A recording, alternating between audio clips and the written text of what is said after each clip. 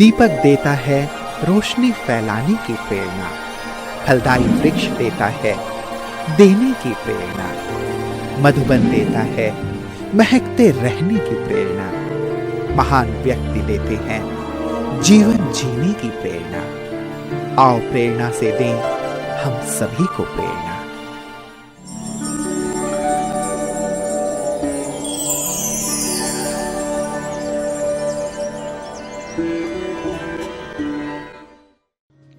बोनगांव भारत के पश्चिम बंगाल राज्य के परगना जिले में स्थित एक शहर है। बोनगांव भारत बांग्लादेश सीमा पर अपने अंतर्राष्ट्रीय व्यापार और सांस्कृतिक महत्व के कारण प्रसिद्ध है।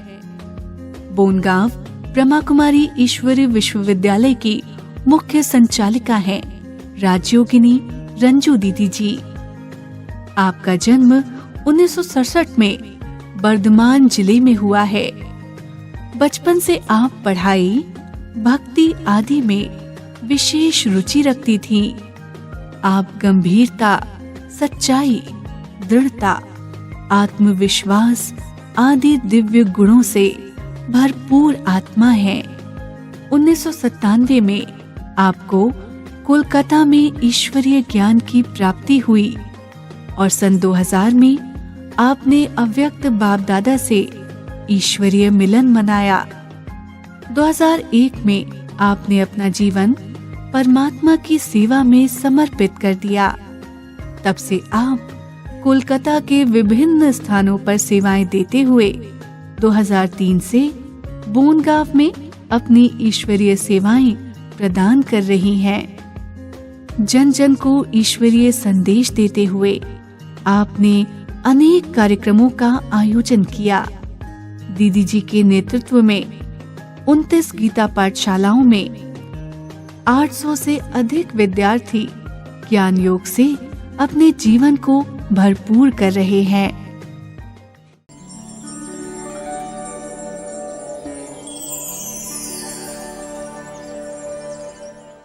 ओम शांति। मेरा जन्म बहुत ही भक्ति वाले परिवार में हुआ है।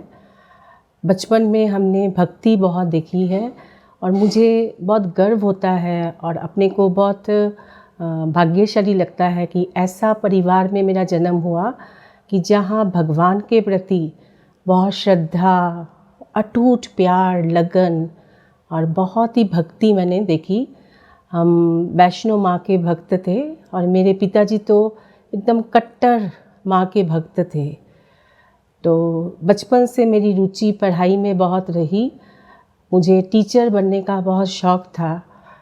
तो मैंने बीएससी कंप्लीट करके फिर कंप्यूटर साइंस में भी थोड़ा पढ़ाई की, लेकिन फिर बाद में बदल गया और वो टीचर बनते बनते प्राइवेट ट्यूशन भी कराती थी मैं, और वो टीचर बनते बनते आज बाबा की रूहानी टीचर बन गई। और बचपन से मुझे सिंप्लिसिटी बहुत पसंद थी और सच्चाई बहुत पसंद थी। तो मेरी मम्मी ने पता नहीं क्या देखती थी मेरे अंदर, तो वो कहती थी कि इसको अगर कोई सच्चा रास्ता मिल जाए ना, सच्चा रास्ता मिल जाए तो ये वो सच्चे रास्ते पर चलने लगेगी। तो आज वो मम्मी की बातें याद आती है कि मुझे वो सच्चा रास्ता जो मम्मी मेरे में देखती थी, तो वो सच्चा रास्ता मिल गया है और मुझे बहुत भाग्यशाली लगता है और अपनी मम्मी की वो बातें याद आती है। तो ऐसे करके मैं ज्ञान में कैसे आई, मैं हर साल बांगूर जिस सेंटर से मैंने ज्ञान लिया वहाँ दुर्गा पूजा देखने आते थे, चैतन्य दुर्गा पूजा, तो हर साल देखकर चले जाते थे। लेकिन जिस साल मैं ज्ञान में आई, दुर्गा पूजा देखने आई, तो उस साल हमारी फैमिली, फुल फैमिली आए थे देखने। तो हमको अंदर सेंटर के अंदर लेकर गए और बाबा के मेडिटेशन रूम में बिठाया। तो वो मेडिटेशन रूम में जब हम बैठे थे तो हमको अंदर से बहुत अपनेपन की फीलिंग्स आई कि ये घर मेरा अपना है, यानी अपनेपन की वो फीलिंग्स आई। तो हर साल हम पूजा देख के चले जाते थे, लेकिन उस साल हमने फॉर्म फिलअप किया, फिर कोर्स करने आए और कोर्स करते करते मुझे सच्ची बात है कि पहले ज्ञान कुछ समझ में नहीं आता था, लेकिन वो बाबा का रूम मुझे बहुत खींचता था, क्योंकि वो बाबा के रूम में बैठकर, मेडिटेशन रूम में बैठकर मुझे बहुत शांति की फीलिंग्स होती थी। और मैं प्राइवेट ट्यूटर थी, साइंस पढ़ाती थी, मैथ्स कराती थी 8, 9, 10 बड़े क्लास के स्टूडेंट को। तो मैंने जब मेडिटेशन सीखना शुरू किया तो बाबा जो आज कहते हैं ना कर्म योग, वो कर्म योग का बहुत सुंदर बाबा ने अनुभव कराया। और मैं मुरली सुनना शुरू कर दिया था। मैंने एक दिन भी मैंने मुरली क्लास मिस नहीं करती थी। और जब तक मैं मीठे बच्चे, मैंने जितना भी देर हो जाए, क्योंकि मैं सारा दिन ट्यूशन कराती थी, तो कितना भी देर हो जाए, लेकिन मैं दौड़ते दौड़ते जब तक मैं मीठे बच्चे नहीं सुनूंगी तब तक वो दिन जैसे लगता था मैंने सब किया है लेकिन कुछ एक कमी रह गई है। तो मैं दौड़ते दौड़ते जाती थी। और ये खींच क्यों होती थी सेंटर में जाने की, क्योंकि मैं जब ट्यूशन कराती थी, मैथ्स कराती थी, तो बाबा का जो गुह्य ज्ञान के राज है आज जो मुझे एकदम स्पष्ट है, उस समय वो स्पष्ट नहीं थे। लेकिन बाबा की जो मेन जो धारणाएं, बाबा जो कहते हैं निरंतर याद करना, निरंतर याद करना, कर्म में मेरे को साथ में रखना। तो मैं बाबा को कहती थी, बाबा आप तो मैं ट्यूशन कराते कराते बाबा को कहती थी कि बाबा आप तो कहते हो कि निरंतर याद करो, लेकिन मैं तो सारा दिन ट्यूशन कराती हूँ, तो मैं कैसे आपको निरंतर याद करूँ। तो मैंने बाबा को पत्र लिखा कि बाबा मैं कैसे निरंतर याद करूँ, ये तो सारा बुद्धि का काम है, ट्यूशन कराना, तो मैथ्स कराना। तो बाबा ने बहुत सुंदर मुझे अनुभव कराया कि जब मैं वो सामने स्टूडेंट को मैथ्स कराती थी तो मुझे एकदम पक्का अनुभव होता था कि बाबा आकर यहाँ बैठ गए हैं और मैं अपनी बुद्धि नहीं चला रही। वो मैथ्स का जो इक्वेशन होता था, साइंस का जो इक्वेशन होता था, वो मुझे क्लियर समझ में आ जाता था।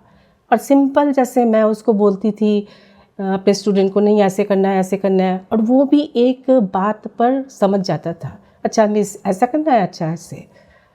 तो मेरा टाइम भी बच जाता था और बहुत रिलैक्स लगता था।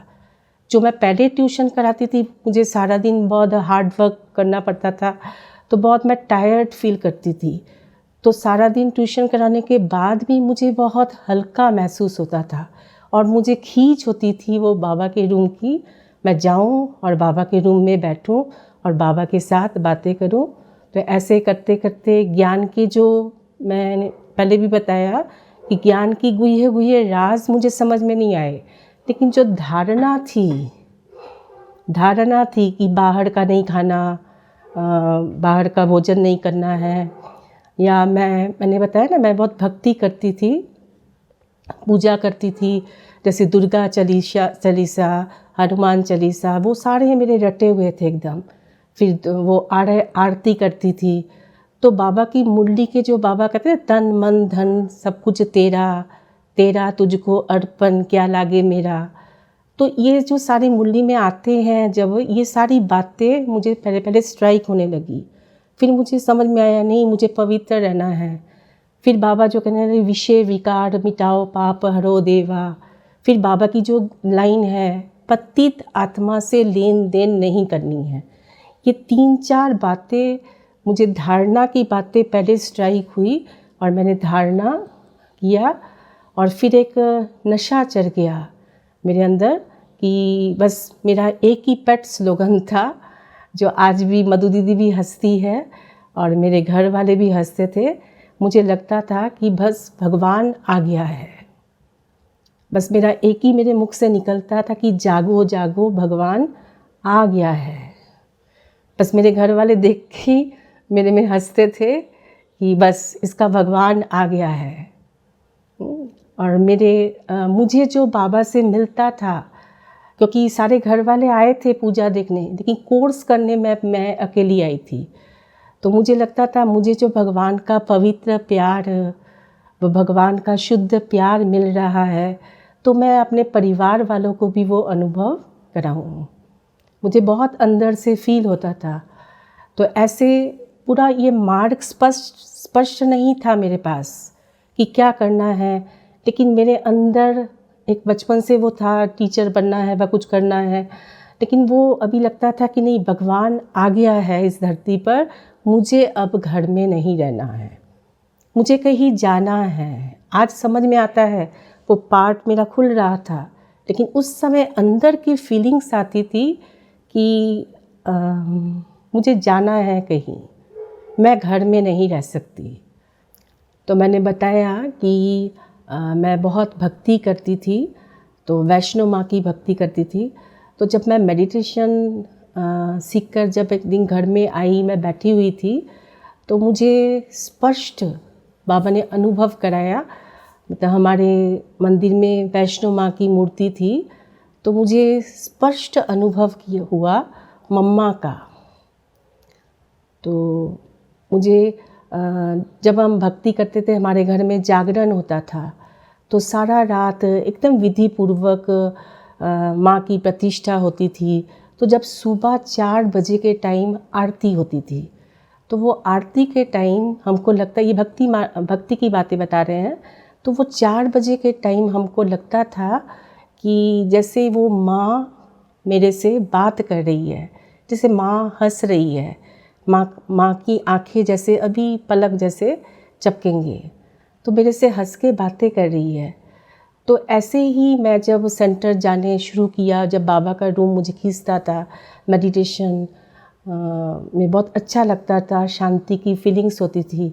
तो ऐसे मैं एक दिन बैठी हुई थी बाबा के सामने ही, मम्मा की भी फ़ोटो थी और बाबा की भी फ़ोटो थी।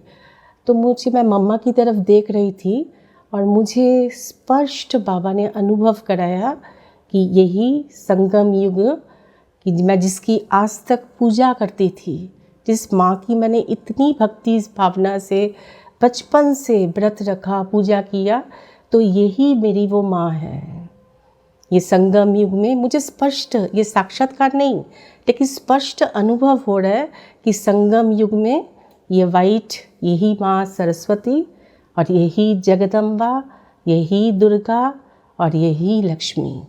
और फिर एक तरफ मैं बाबा को देख रही हूँ और मुझे स्पष्ट अनुभव हो रहा है कि यही ब्रह्मा बाबा, यही कृष्ण। और ये स्पष्ट हो गया कि यही सतयुग के राधे कृष्ण। तो एक धक से मेरी भक्ति पूरी हो गई। जो हनुमान चालीसा, दुर्गा चालीसा, जो मैंने कितना मैं पढ़ती थी सुबह मंदिर में। हमारे घर में एक बहुत सुंदर आदत थी, संस्कार था कि पहले सुबह उठ के स्नान करके, चाहे छोटा बच्चा भी हो, सुबह उठ के स्नान करके हम मंदिर जाते थे और एक बड़ा घंटा लगा हुआ था, वो घंटा बजाते थे और हाथ जोड़कर पूजा करते थे। ये बचपन से हमारे घर में छोटे छोटे बच्चों को भी ये सिखाया जाता था। ये बहुत अच्छा संस्कार था। लेकिन जब मुझे अनुभव हुआ, तब एक धक से मेरी भक्ति पूरी हो गई। और जैसे कि वो जो मैं सारे जो रटे हुए थे बचपन से, जो दुर्गा चालीसा, हनुमान चालीसा, जो माँ की आरतियाँ, कभी कभी मैं इतना मगन हो जाती थी कि बस मेरी मम्मी कहती थी बस ये बैठ गई है और आज ये उठने वाली नहीं है। तो वो जो बचपन से मुझे रटी हुई थी सारी आरतियाँ, तो मैं देख रही हूँ कि मैं वो आरती मुख से बोलने जा रही हूँ, लेकिन वो आरती निकल नहीं रही। वो सारा बचपन का रटा हुआ मेरा पूरा हो गया और पक्का निश्चय हो गया कि यही है, जिस माँ की मैंने इतना पूजा किया, यही है। फिर इसके बाद ही नेक्स्ट दिन मैं पांगुर सेंटर गई और मैं सेंटर गई, वहाँ भट्टी रखी थी। तो वो भट्टी में बहुत सुंदर मुझे अनुभव हुआ। तो माताओं की, बहनों की भट्टी थी, तो बहुत सुंदर अनुभव हुआ। तो फिर भट्टी के बाद जब भट्टी पूरी हुई तो दीदी सबको, मधु दीदी सबको अनुभव पूछ रही थी। तो पूछते पूछते दीदी ने मेरे से पूछा कि रज्जू बहन आपको क्या अनुभव हुआ। तो मेरे मुख से बस आँखों से वो आंसू निकल रहे हैं और मेरे मुख से निकल रहा है कि जिसको मैं ढूंढ रही थी वो मुझे मिल गया। जिसको मैं ढूंढ रही थी, वो क्षण, वो पल मुझे आज भी क्लियर अनुभव में आता है कि जिसको मैं ढूंढ रही थी वो मुझे मिल गया। कि दीदी ने मेरे को हंसते हुए पूछा भी कि कौन मिला, लेकिन बस मैं बोल नहीं पाई, मेरे मुख से यही शब्द निकल रहे थे कि जिसको मैं ढूंढ रही थी वो मुझे मिल गया। फिर उसके 2-3 दिन बाद ही साल का लास्ट दिन था, 31 दिसंबर। तो मैं शाम को उस दिन 7 बजे की क्लास करके मैं सेंटर से निकल रही थी। तो रुक्मणी दीदी तब हमारे बांगूर सेंटर में रहती थी, परदादी के साथ जो दीदी रहते हैं, पहले तो बांगूर हमारे पास ही रहते थे। परदादी, जिसको यज्ञ में परदादी कहते हैं लेकिन हम दीदी कहते थे, निर्मल शांता दीदी। तो रुक्मणी दीदी बैठी हुई थी, तो मैं सेंटर से क्लास करके निकल रही थी, लेकिन मेरे कानों में आवाज़ आया कि आज टीचर्स भट्टी है, आज रात को 31 दिसंबर है, तो रात को टीचर्स का भट्टी रखेंगे। तो मेरे कान में वो शब्द आए, दीदी किसी को बोल रही थी। तो मैंने दीदी को ऐसे ही बोला कि दीदी मैं नहीं आ सकती। तो दीदी ने हंसते हुए कहा कि आपके घर में परमिशन देंगे? तो मैंने कहा हाँ, मैं घर जाके पूछती हूँ। तो मैं घर गई, घर वालों ने भी मुझे परमिशन दे दिया, मेरा भाई मुझे सेंटर पर छोड़ गया। वो रात मेरे लिए एक स्पेशल रात थी। ऐसे मुझे ये जीवन बहुत अच्छा लगता था। और सबसे जो बड़ी बात है, ये वाइट साड़ी, वो वाइट साड़ी, दीदियों की जो वाइट यूनिफॉर्म है, वो मुझे बहुत अच्छी लगती थी। और हमारी दीदी मुझे बहुत अच्छी लगती थी, जिसको अभी मैंने बताया ना, यज्ञ में परदादी कहते हैं, लेकिन हम दीदी कहते थे। वो दीदी मुझे बहुत अच्छी लगती थी। वो एक बार क्या हुआ था कि हमारे बांगूर सेंटर में गंगा सागर का मेला था, तो बहुत सारे साधुओं को निमंत्रण दिया हुआ था।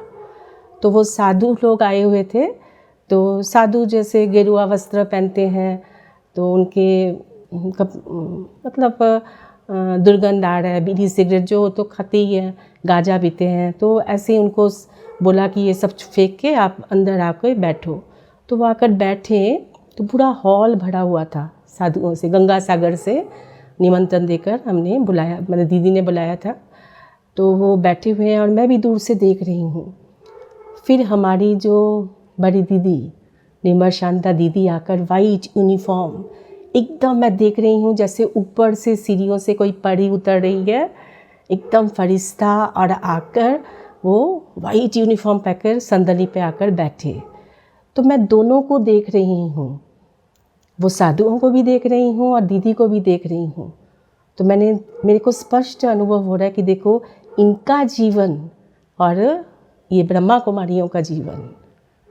और ऐसे मुझे वाइट बहुत अट्रैक्ट करता था, पूरे मतलब सेंटर पर आकर ये यूनिफॉर्म मुझे बहुत खींचती थी।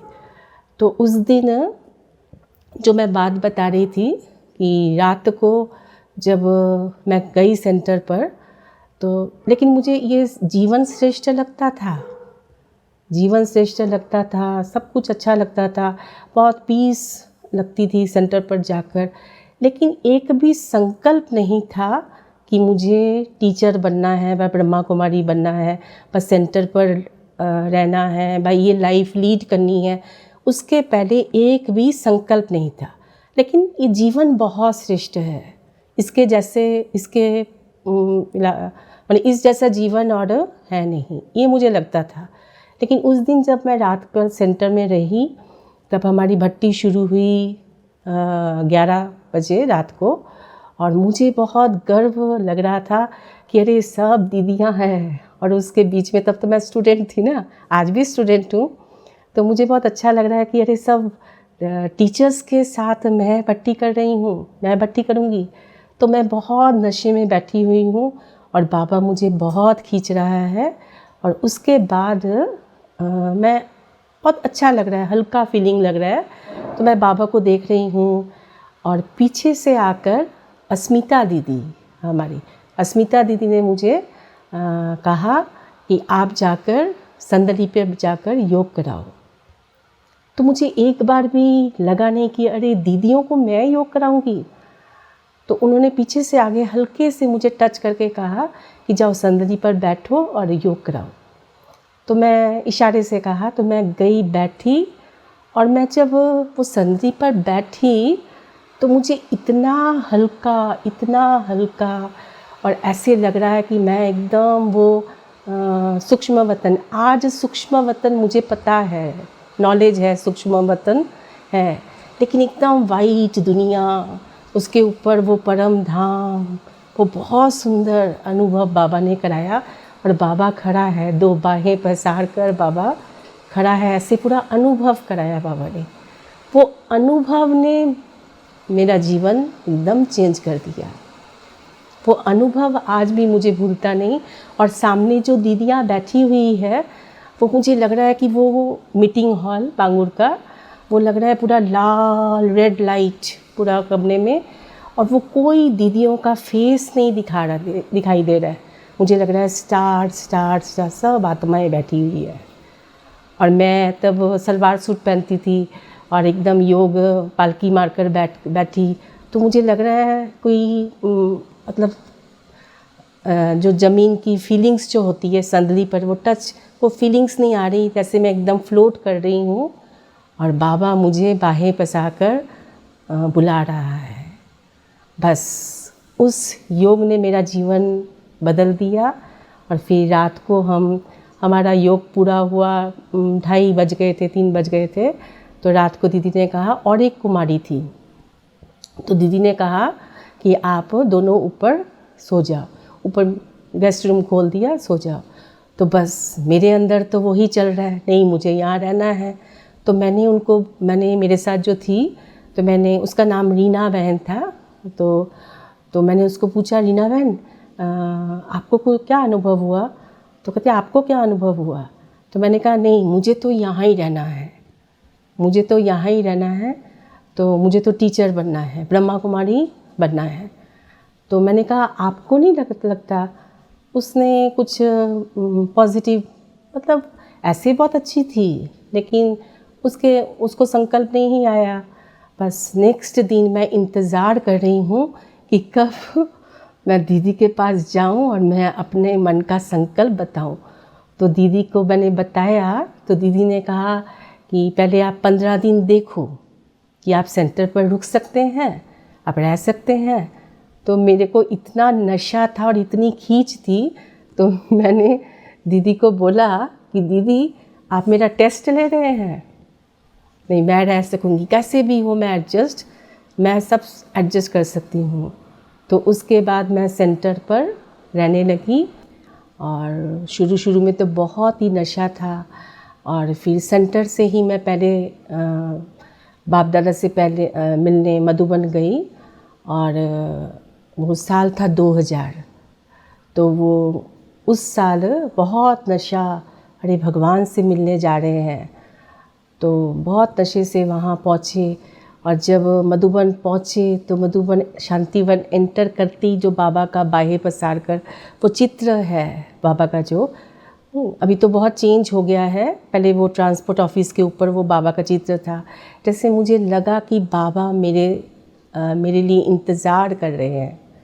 और फिर जब मैं बाप दादा से मिली, तो उस साल बाप दादा स्टेज से नीचे उतर कर पूरे डायमंड हॉल में बाबा ने चक्कर लगाया था। तो हम बहुत आगे भी नहीं और बहुत पीछे भी नहीं, मीडियम बैठे थे।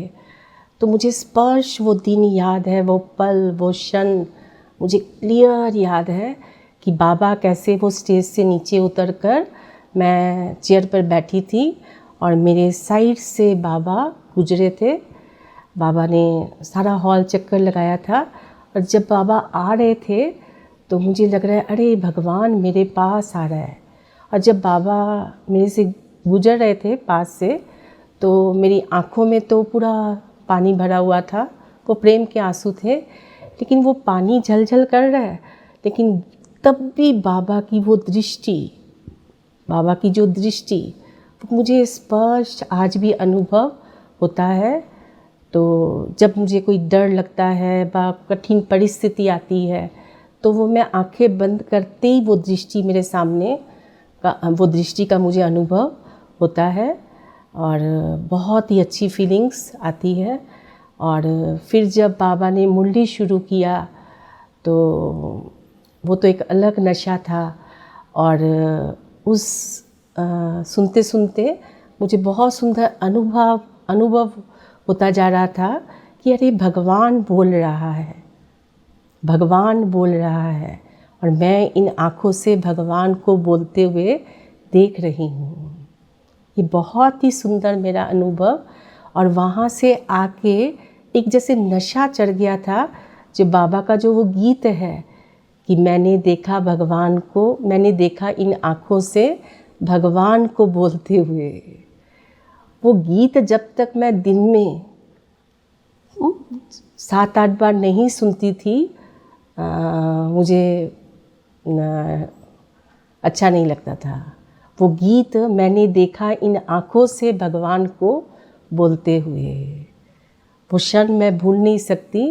वो आज भी मुझे याद आते हैं। और फिर अव्यक्त बाप दादा से ऐसे तो स्टेज पर जाकर जो बड़ी दीदियों को वरदान बाबा देता है, वह अलग ग्रुप से मिलता है, ऐसे तो मेरा भाग्य नहीं हुआ। लेकिन उससे अच्छा भाग्य मुझे लगता है कि 2 वरदान बाबा से बहुत अच्छे मुझे मिले हैं।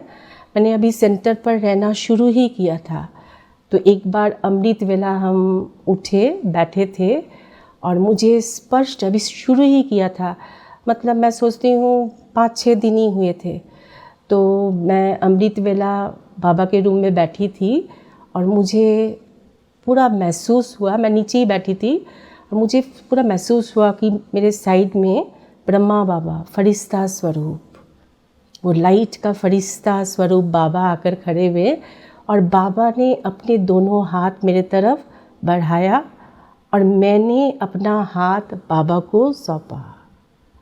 मुझे आज भी ये बहुत अच्छी फीलिंग्स आती है और ये बहुत गर्व होता है।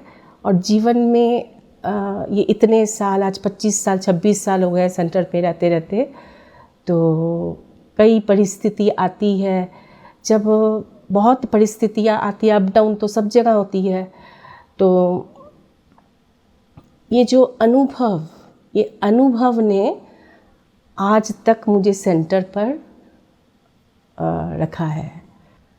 और मुझे पक्का स्मृति आती है कि मैंने अपना हाथ कोई मनुष्य को नहीं दिया, मैंने अपना जीवन कोई मनुष्य को नहीं सौंपा है, मैंने अपनी जीवन भगवान को सौंपा है। वो ये याद आते ही मेरे अंदर एक अद्भुत शक्ति आती है और एक बल आ जाता है और बस एक ही डिसीजन, नहीं मुझे यहाँ रहना है, बस मुझे लास्ट तक बाबा की सेवा करनी है, कुछ भी हो जाए, कितना भी सहन करना पड़े, मुझे यहाँ ही रहना है। ये एक वरदान कि मैंने भगवान को अपना जीवन दिया है। और दूसरा एक वरदान मुझे बहुत अच्छा कि आज से 10 साल पहले की बात होगी, आज से, तो मेरी तबीयत बहुत ही ख़राब हो गई थी, तो मुझे लगता था पता नहीं क्या हो गया है। तो एक रात मैं बहुत टेंशन में थी, शरीर की, ऐसे नहीं कुछ, शरीर को लेके पता नहीं क्या हो गया है मुझे, मतलब बहुत नेगेटिव संकल्प चल रहे थे।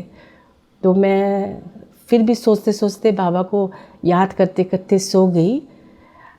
तो 3:15 बजे थे रात, अमृत वेला 3:15। तो मैं जहाँ सोई हुई थी वहाँ पर खिड़की थी और वहाँ खिड़की में स्लैब था, तो मुझे जो वो वाइट फरिश्ता जिसने आकर मेरा हाथ मांगा था और जिसको मैंने अपना हाथ दिया हुआ है, तो वही फरिश्ता स्वरूप बाबा वो बैठा हुआ है और मेरे माथे के ऊपर ऐसे करके हाथ देकर कह रहा है कि बच्ची तो चिंता मत कर, मैं बैठा हूँ, मैं हूँ ना, मैं तेरा हूँ ना। मतलब ये कितना सुंदर अनुभव। और सुबह हुआ, फिर ये 15-20 मिनट का बहुत सुंदर ही अनुभव। और फिर मैं अमृत वेला उठी बैठी, फिर थोड़ा मैं तबीयत के कारण सो गई।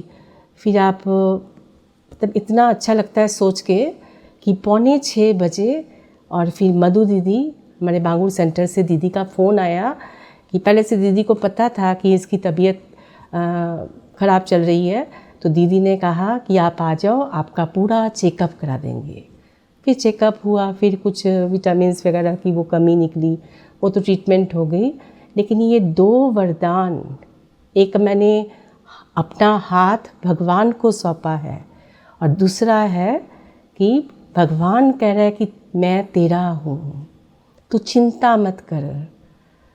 तो वही मेरा माता, वही मेरा पिता, वही मेरा सब। ये अनुभव होते ही मेरे जो घर से मोह था, वो लौकिक माता पिता के साथ तो मोह तो होता ही है, वो जो मोह था कि हाँ वो मेरे माता पिता है, वो देखेंगे मुझे, मुझे एक आश थी, एक वो है, लेकिन मुझे पूरा उनसे मोह टूट गया और अंदर पक्का निश्चय हो गया कि ये भगवान ही मेरा माता पिता, बंधु, सखा, सर्व संबंध मेरे बाबा से है। ये बहुत अच्छा अनुभव है मेरा।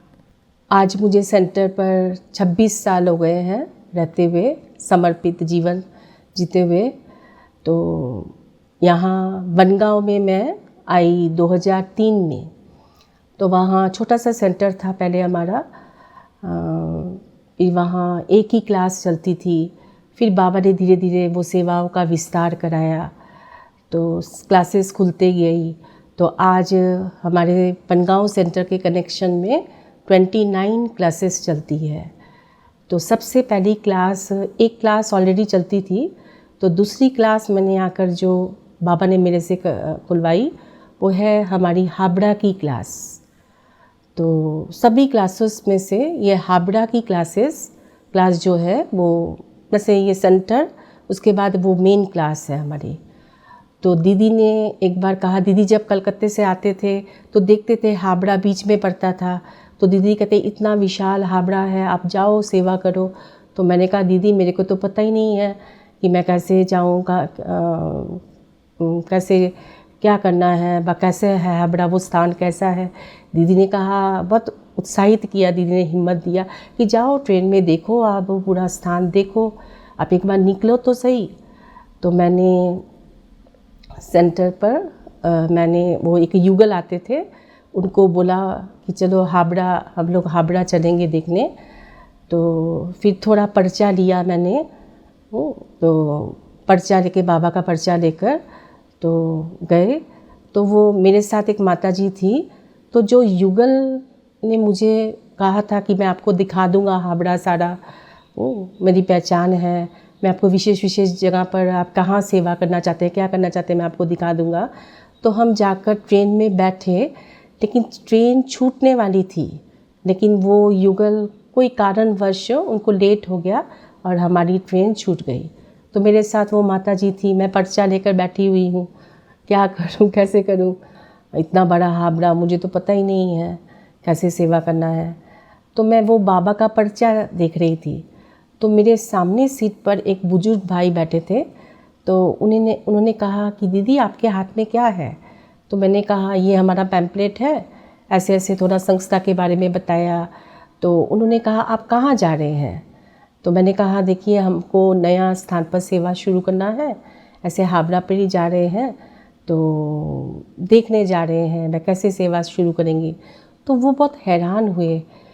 तो उन्होंने कहा कि आप इतना बड़ा विशाल हाबड़ा कहाँ जाएंगे, तो आप चलिए हमारे घर, तो हम आपको वहाँ के जो VIPs है, मेरा उनके साथ परिचय है, तो मैं आपको परिचय करा दूँगा, तो आप वहाँ आपको इजी हो जाएगा।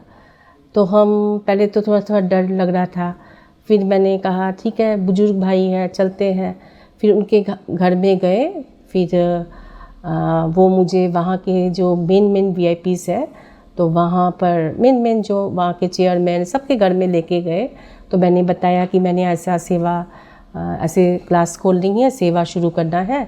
तो उन्होंने मुझे एक स्कूल में भेजा, कैसे बाबा ने कैसे मदद किया सेवा में। तो वहाँ का जो हाई स्कूल है, हाबड़ा का बॉयज़ हाई स्कूल है, वहाँ भेजा। तो वहाँ जब मैं हेड सर से मिलने जा रही थी, तो मैं जब एंटर किया, उन्होंने मेरे को बाद में बताया कि मैं जब एंटर किया ही, तो हेड सर के पास जाते ही वो मुझे बहुत मतलब देखने लगे, बहुत आश्चर्य होकर देखने लगे।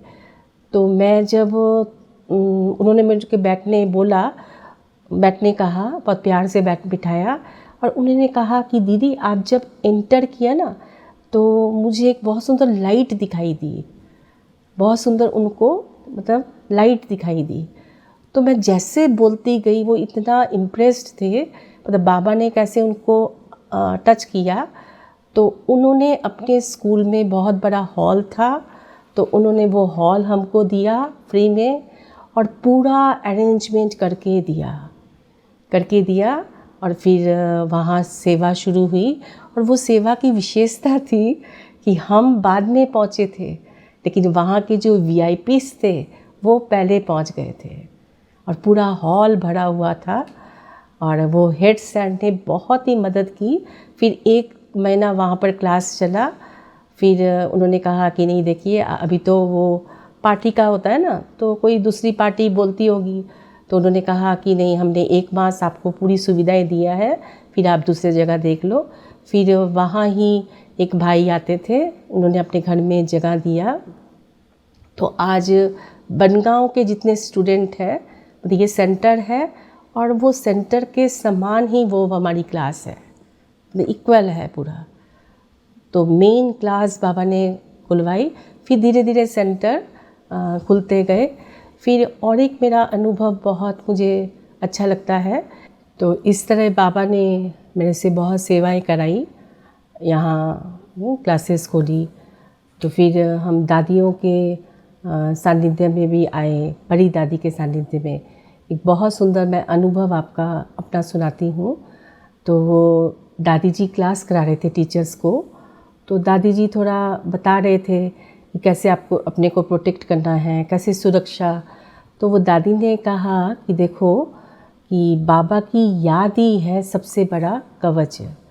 मतलब दादी प्रकाशमणि दादी, बड़ी दादी ने, वो स्टेज पर टीचर्स को क्लास करा रही है, और वो कह रहे हैं कि जहाँ भगवान की शक्ति है, जहाँ योग की शक्ति है, वो दुनिया की कोई पावर मुझे टच नहीं कर सकती। ये जो बड़ी दादी का ये कहना, तो जीवन में सेवा क्षेत्र में बहुत ऐसे ऐसे परिस्थितियाँ आई, जो बाहर गए, ऐसे कुछ लोग मिले, तो वो बस दादी का वो जो आवाज़ था, दादी की जो वो स्वर थी, वो मुझे याद आते ही मुझे बहुत बल मिलता है। और हमारी जो बड़ी दीदी है, निर्मल शांता दीदी, वो उनको हम सेंटर पर देखते थे, उनसे भी हम बहुत कुछ सीखे। उनकी कैसे वो, उनके मधुर बोल, उनकी मधुर दृष्टि, वो आज भी मुझे बहुत प्रेरणा देती है, अनुभव कराती है। और हमारी मधु दीदी से हम बहुत कुछ सीखे। सबसे पहले तो दीदी से हमको बहुत प्रेरणा मिली कि ये यज्ञ क्या है, मधुबन यज्ञ क्या है। मधुबन से जो दीदी जो प्यार, सेवा में जो डेडिकेशन, वे जो गेस्ट घर में आते हैं उनको कैसे वो सम्मान देना है, उनको कैसे रिसीव करना है। फिर सबसे बड़ी जो चीज़ जो दीदी में हमने देखा कि एक्यूरेसी, पंक्चुअल, वो कोई भी सेवा पूरा लगन से एक्यूरेट वो सेवा करना, और उसको समय पर वो सेवा को पूरा करना, ये मधु दीदी से हमने सीखा। तो आज हमको बहुत ये सोचकर अच्छा लगता है कि आज मैं जो भी हूँ, जैसे भी सेवा बाबा मेरे से करा रहा है, वो मैंने पूरा हमारी बड़ी दीदी से ही इंस्पायर होकर सीखा। तो मैं कह रही थी कि आज तक जो भी हमने सेवाएं किया है, तो उसमें बाबा का तो बहुत बड़ा रोल है। बाबा ने तो हमको शक्ति दी, बाबा ने तो बल दिया, बाबा ने कराया, और बड़ों ने भी बहुत इंस्पायर किया, प्रेरणा दिया, हिम्मत दिया। लेकिन ये सारी सेवाओं में मुझे आत्मा का भी बहुत बड़ा पार्ट है, तो बहुत बड़ा बल है, शक्ति है। इजारी जो सेवाएं मैंने किया, विस्तार किया सेवाओं का, तो उसमें हमारी जो ब्राह्मण जीवन की धारणाएं हैं वो धारणा भी हमें बहुत शक्ति देती है। तो पहली धारणा मेरी अमृत वेला बहुत पावरफुल, 3:15 3:30 मेरी नींद खुल जाती थी और फिर एक टिक बाबा के सामने बैठना और बाबा से शक्ति भरना। फिर अव्यक्त वाणी, मैं कभी सोती नहीं थी। अभी थोड़ा सा सेवाओं में जब विस्तार हो गया है बहुत, तो रात को थक जाते हैं, देरी हो जाती है तो थोड़ा सो जाते हैं, लेकिन अमृत वेला के बाद मैं ना कभी सोती नहीं थी और अमृत अव्यक्त वाणी में पढ़ती थी और वो अव्यक्त वाणी मुझे बहुत प्रेरणा देती थी। और मेरी अभी भी पक्की धारणा है कि 2 वरदान आज भी सुबह मैंने ये 2 वरदान बाबा से लिए। पक्की धारणा है कि सुबह जब उठते हैं, बाबा के सामने बैठते हैं, बाबा से पहले शक्ति लेते हैं, फिर 2 वरदान, एक विजयी भव का और दूसरा वरदान है सफलता हमारा जन्म सिद्ध अधिकार है। ये 2 वरदान मैं बाबा से रोज़ लेती हूँ, ये मेरी पक्की धारणा है। और मैं कोशिश करती हूँ कि मुरली क्लास में मैं पंक्चुअल रहूँ, टाइम पर पहुँचूँ। और मुरली मैं कैजुअल पढ़ नहीं सकती, मुरली मुझे लगता है बहुत, मैं दिल से सम्मान से मुरली सबको सुनाऊँ। इसलिए समय को देखते हुए अभी हमको अपने साथ बहुत ईमानदार रहना है और बहुत सीरियस पुरुषार्थ में चलना है। और पुरुषार्थ की बहुत सुंदर एक प्लानिंग बनानी है, टाइम टेबल अपना बनाना है, जो बाबा बार बार कहते हैं। जैसे हम और सेवाओं का तो बहुत सुंदर टाइम टेबल बना लेते हैं, चार्ट बना लेते हैं, तो वो अपने पुरुषार्थ का बहुत सुंदर एक चार्ट बनाना है और टाइम टेबल भी फिक्स करना है। तो ऐसे मैंने भी कुछ सूक्ष्म तैयारियां किया है, कुछ सूक्ष्म मैं पुरुषार्थ करती हूँ, जो हमने अभ्यास करती हूँ, जो हमने ब्रह्मा बाबा में भी देखा। ब्रह्मा बाबा लास्ट सबसे बात करते हुए भी, सारा यज्ञ का समाचार सुनते हुए भी, किसी से बात करते हुए भी बाबा देही अभिमानी रहने का पुरुषार्थ करते रहे। और ऐसा लगता था कि बाबा बात करते करते यहाँ है नहीं, तो इतना बाबा के साथ उनका कनेक्शन गहरा होता गया और निरंतर कनेक्शन। तो मेरा भी वर्तमान पुरुषार्थ कहो या सूक्ष्म तैयारी कहो, यही है। आप लोग के प्रति भी यही मेरी प्रेरणा है, शुभ इच्छा, शुभ भावना है कि आप भी अपना ऐसा सूक्ष्म कुछ प्लान करें। जैसे मेरा सूक्ष्म प्लान धारणा जो है वो है कि पहले मैं सबको इतना आत्मिक दृष्टि से देखती थी, लेकिन मेरा अभी सूक्ष्म धारणा रहती है कि जब मैं मुरली सुना रही हूँ कि मेरे सामने सब मेरे आत्मा भाई बैठे हैं। पहले भी कोशिश करती थी, देखती थी, लेकिन अभी वो स्थिति मुझे लगता है कि जैसे बनती जा रही है और मुझे वो आत्मा दिखाई देती है, क्योंकि मेरा ये सूक्ष्म वर्तमान का पुरुषार्थ है। और सामने वाले को भी मुरली बहुत स्पष्ट होती है। सब कहते हैं दीदी मुरली बहुत स्पष्ट हुई, क्योंकि वो आत्मिक स्थिति पर मेरा विशेष अटेंशन है। और दूसरा मेरी जो अटेंशन है कि मुझे कोई टेंशन नहीं देना है। तो ये भी मेरी एक बहुत सूक्ष्म धारणा मैं वर्तमान पुरुषार्थ कर रही हूँ कि मुझे अपने हर संकल्प से, हर कर्म से, हर वाचा से सबको दुआ देनी है, ब्लेसिंग देनी है, सुख देना है। मेरे हर कर्म से सबको सुख मिले, ये मेरी विशेष अभी अटेंशन पर है। और क्योंकि मैंने देखा है कि जिस दिन मेरे संकल्प हर एक आत्मा के प्रति श्रेष्ठ रहते हैं और पूरा एक अपने ऊपर अटेंशन, जो मेरा विशेष पुरुषार्थ है, फुल अपने ऊपर अटेंशन, जब मैं देखती हूँ कि फुल मेरा अपने ऊपर अटेंशन है, हर एक आत्मा के प्रति मेरी शुभ संकल्प चल रहे हैं, चाहे कैसा भी सिचुएशन है, कैसा भी व्यक्ति है, तो मुझे सारा दिन सेवा करके बहुत ही हल्का लगता है और बहुत खुशी मिलती है। हम सब ब्राह्मण वत्सों को एक ही सजेशन देना चाहते हैं, एक ही राय कहो या सजेशन कहो कि हमारा जो टाइम है, ये लास्ट का जो टाइम हमें मिला है 100 पुरुषार्थ का, हम उस टाइम का एक एक सेकंड सफल करें, एक एक सेकंड सफल करें। हम एक बहुत सुंदर अपना चार्ट बनाएं, टाइम टेबल बनाएं और वो छोटी सी पॉकेट डायरी बनाएं और उसमें देखें कि हर घंटे का चार्ट रखें और वो हर घंटे में मैंने कितना बाबा को याद किया, कितना आत्मा समझकर बाबा को याद किया और वो कितना हमने सबको दुआएं दी, जो भी मिले मेरे सामने आए सबको कितना ब्लेसिंग दी, मतलब मेरे से कितनी ब्लेसिंग सबको गई, कितनी सबके प्रति शुभ भावना रखी। ये बहुत सुंदर एक चार्ट अपना रखें हर घंटे का, तो वो अटेंशन अपने ऊपर रहेगा।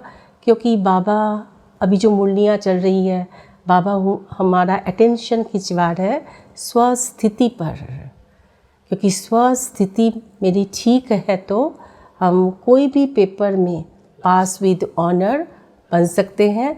ये सारे दिन में भी जो पेपर्स आते हैं, छोटे छोटे पेपर्स आते हैं, उसमें भी पास विद ऑनर रह सकते हैं। और लास्ट का जो अंतिम पेपर है, वो पेपर में भी हम वो स्वस्थिति, देही अभिमानी स्थिति से हम पास विद ऑनर बन सकते हैं। ओम शांति।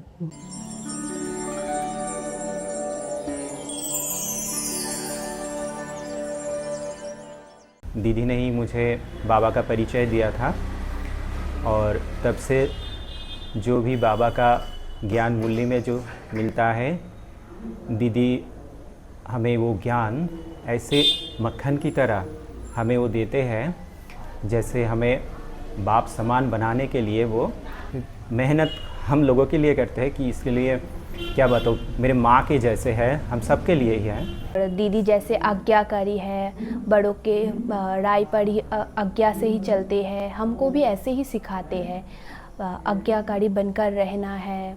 और आज्ञाकारी बनने से क्या होता है, दूसरों का बड़ों का फेथ जीतना, बड़ों से दुआएं लेना, ऐसे ही दीदी से मैंने सीखा है। उनकी माँ जैसा सबको पालना देती है और सेवा भी करते हैं और लाभ और लॉ का बैलेंस से सबको सहयोग से संगठन की संचालन करते हैं। हमारा दीदी सेंटर के देविया है। दीदी के पास मैंने सीखा कैसे हर चीज़ को संभाल के रखना है, कोई भी चीज़ वेस्ट नहीं करना है। सेंटर के हर एक चीज़ को हमें साफ़ सुथरा रख के संभाल के रखना, टिप टॉप करके रखना सिखाया है। दीदी का सबसे बड़ा विशेषता है, एक नंबर, जब कोई प्रदर्शनी होता है, कोई क्या गांव में सेवा होता है, दीदी का इंस्पिरेशन बड़ा हार्ट में टच करता है, बहुत खुश लगता है। दीदी बहुत इंस्पिरेशन देते हैं। दूसरा बात है कि उनकी जब क्लास बाबा का महावाक्य को सुनाते रहती है, तब उनका एक्सप्रेशन, उनका स्पष्टीकरण, बाबा का महावाक्य एक एक महावाक्य बहुत ही स्पष्टीकरण करके हमको अट्रैक्टिव कर दिया।